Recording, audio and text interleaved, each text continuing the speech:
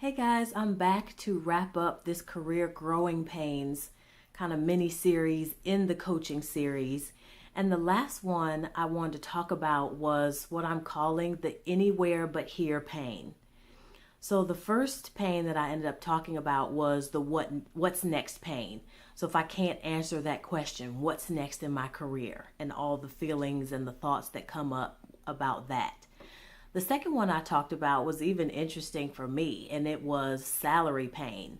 And when I did that video, I really had to think more about my relationship with money, other than, how can I ask for a raise and, how do I get promoted and all these other things. Because at the core, what do I really want? The last one, as I mentioned, is all about the pain of anywhere but here. So you're just like, I'm completely frustrated, and all I do day to day at work is daydream about being anywhere else. You're constantly looking for the exit sign. So I wanted to talk about a few things that may be going on for you while you're at work. And I want to see if any of these things kind of resonate with some of you guys. So the first one is what I already mentioned. You are just constantly daydreaming at work. You are thinking about being anywhere than at work. And it's hard to focus. You're just kind of like checked out. And you might be daydreaming about other jobs. You might be daydreaming about vacation. That's probably the most common one. Just counting down the clock until you leave again. But more than likely, you'll have to come back tomorrow. So I want you to think about, man, am I daydreaming all the time at work? Am I just completely checked out, but I'm there? It's kind of painful. Another thing you might be doing at work is sometimes during the day you might find yourself panicking. So I remember when I was in a position where I really wasn't that comfortable. There was a lot of stuff going on for me. I just really didn't, understand that it was going on. It wasn't conscious things that I was aware of.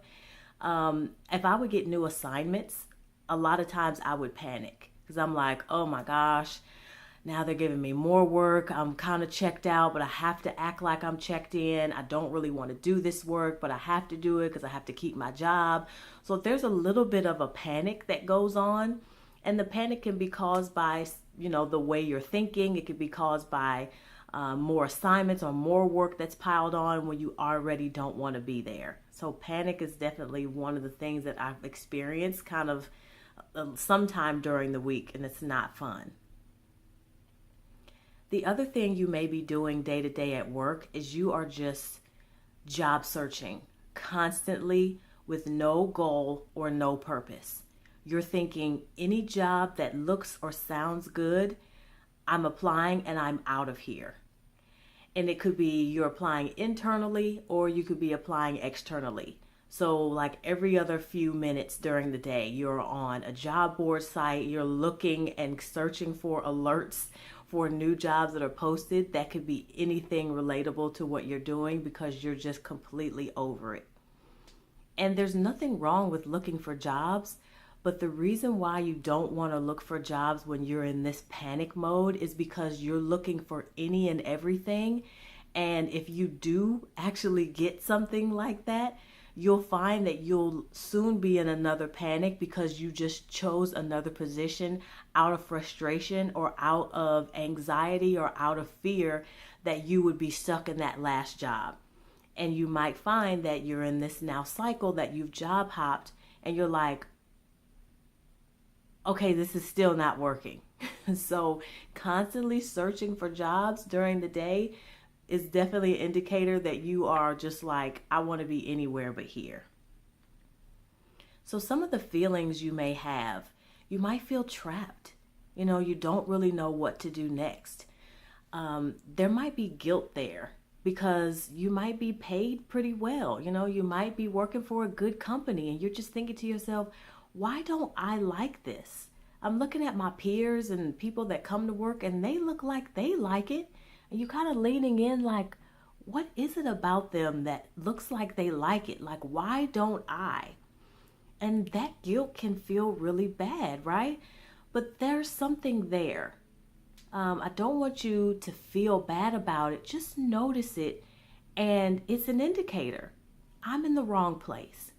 And so instead of feeling guilty, I want you to just think about, man, why do I feel guilty? So I'm getting into the questions, but again, just some things to think about. One of the things I remember when I was in a job that I really didn't care for, I always had this sneaking suspicion that someone would find me out.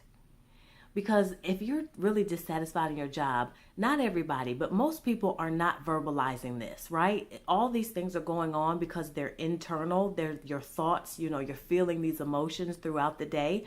But on the outside, you're performing, you're wearing a mask. You're like, yeah, this is great, thumbs up. But it's this constant pretending that makes you tired at the end of the day.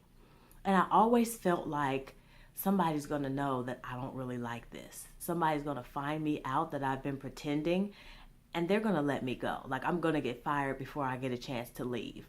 And that type of thoughts, that causes more panic, more frustration, more guilt, feeling trapped. So again, there's this cycle, that you go through if you're just having this anywhere but here type of pain in your career. The last one I wanted to mention is, again, if there's no one you can really confide in at work and everyone else seems to be satisfied with their job but you can almost feel really isolated because you may be thinking to yourself, nobody can relate with what I'm going through. One of the things that I found is that once I started kind of talking about dissatisfaction in my career and this idea that there might be a dream job out there for me, but what I've been doing is not it, other people were like, yeah, I'm kind of in the same boat. But we don't talk about it because we all come and we smile and we get the paycheck and we, work 9 to 5 or whatever our hours are, and we pretend because we feel like no one else can relate. And I really want to tell you, I relate. If any of those things are you, I experience pretty much every single one of them. And so I'm talking about it. I want you to know that there are a lot of people just in the world, period, that are frustrated with their jobs. But they're settling. And there's nothing wrong with that. There's absolutely nothing wrong with that. But not necessarily the settling, but just maybe you don't know. Maybe you're not sure how to pivot. Maybe you're, facing some, life challenges, or you have to support your family. Like, these are all relevant things that make people do what they need to do. And that is, part of responsibility, part of being an adult. But if you're ready for a change, then I want you to stay tuned because there's more things that I think that I'll be sharing that can help you. Specifically, this Dream Job Challenge that I have coming up at the first week of June. So it's actually one of the many things I'm going to provide to the folks that are subscribed on my mailing list. But I really wanted to get feedback from you guys and see, is this the type of stuff you're experiencing? And if so, how can I then continue to help you to come out of this pain of your career into something that's more useful, more enjoyable for you? So I want to give you permission to dig yourself out. And instead of experiencing all that pain day to day, I want you to take some action. And if you simply answer these questions I'm going to give you, that is taking action. And when you start to daydream or panic or get frustrated, remember how you feel so that you can make up in your mind that you don't want to do this not one more day, so that you will start taking action to start finding a career or a job or something else that will bring you satisfaction instead of pain. So here are these questions I want you to answer. Why am I so miserable? I really want you to answer that question. Why am I so miserable in this job? And think about what those things are. The second question is, what, if anything, do you like about your current job? Is there anything that you actually do like about your current job? And then the second question to that is, how can you do more of that thing? The third question is, when was the last time you were satisfied in a career or a job? And then the second part of that question is, what were you doing? So if any of the things I mentioned in this video are you when you're at work, then I want you to take some action. I'll list all of the questions that I mentioned in the description box below, and if you do nothing else, answer those questions for yourself. That's better than being frustrated or just doing an endless job search day to day at work. You really need to figure out, man, what is it that I'd rather be doing instead of just feeling frustrated and looking for the exit sign all day long at work. So I really hope you consider joining me for this Dream Job Challenge.